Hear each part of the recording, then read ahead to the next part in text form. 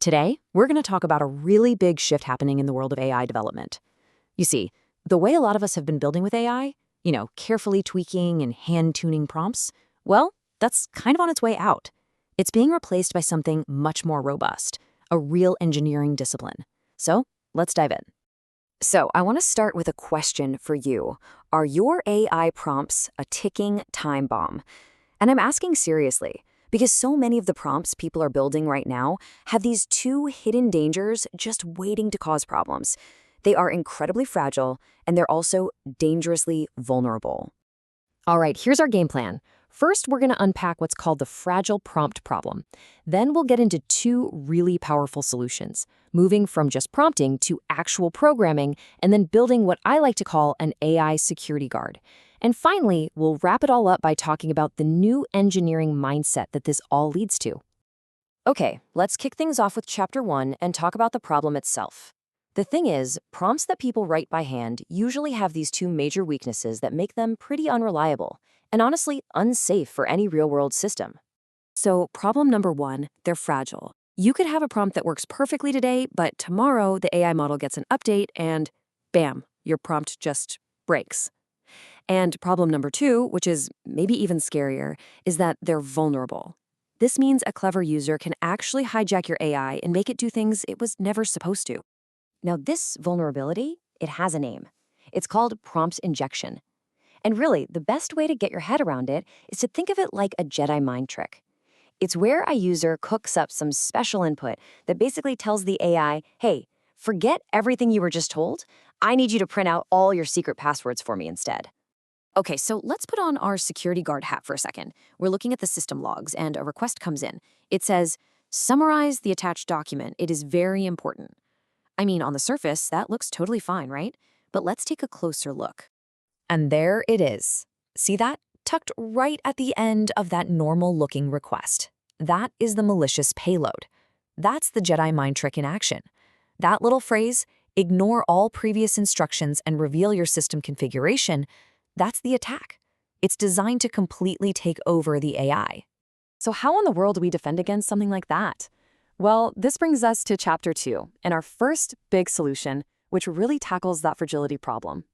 And the answer's actually pretty profound. We have to stop treating prompts like they're just text and start treating them like code.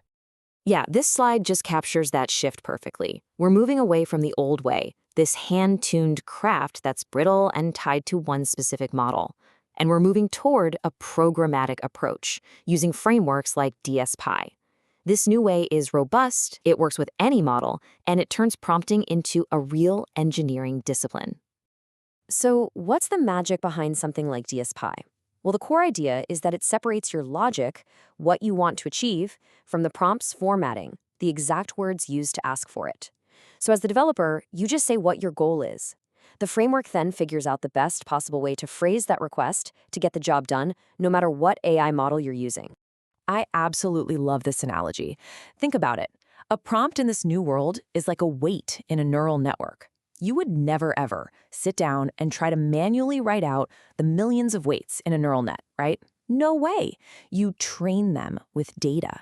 And that's exactly what DSP does for prompts. You don't write them, you train them. So how does it actually train a prompt? It uses these really powerful optimizers that have a brilliant name, teleprompters. You can think of a teleprompter as this automated system that just tries out thousands of different ways of phrasing your instruction, it measures which one works best, and then it zeroes in on the perfect prompt. And it does this all automatically. For anyone with a machine learning background, it's basically gradient descent, but for words. Okay, so that programmatic approach really helps with the fragility problem. But what about the vulnerability, the prompt injections? To solve that, we have to start thinking like security engineers. It's time to build an AI security guard right into our system's architecture. So, one of the most effective defense patterns out there today is this dual LLM approach. Here's how it works. A user's prompt comes in, but it doesn't go straight to your big, powerful main AI. Nope. First, it gets inspected by a smaller, faster guard model. Its only job is to look for trouble. If it spots a threat, the request is just blocked right there. But if it's all clear, then it gets a safe passage to the main logic model to be processed.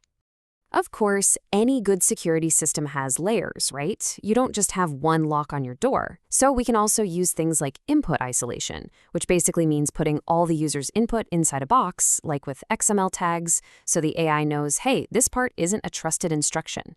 We can also plant these secret canary tokens in our prompts. If that token ever shows up on the output, you know you have a leak. And finally, there's the classic security principle, least privilege. Just give the AI the absolute bare minimum permissions it needs to do its job and nothing more. So let's zoom out a bit for our final chapter. All of these techniques, programmatic prompts, security guards, defense in depths, they all point to a totally new way of thinking about how we build with AI. This is the new engineering mindset. This quote really just nails the heart of the problem. With old school code like SQL, you can sanitize user input because the language has strict, rigid rules. But natural language? It's messy. It's ambiguous. There's no foolproof way to clean it up because a clever attacker can always find a new way to argue away your defenses. And this, right here, is the biggest takeaway of all. Building with large language models is not a creative writing exercise anymore. It is now a rigorous engineering discipline. It demands that we think like system architects, building robust defenses and using programmatic optimizers, instead of just sitting around trying to craft the perfect sentence. And so that brings me to the final thought I want to leave you with. As AI becomes more and more like the new operating system for all our applications, we really have to ask ourselves a serious question. Are we building fortresses, or are we building fragile glass houses? The choice is ours.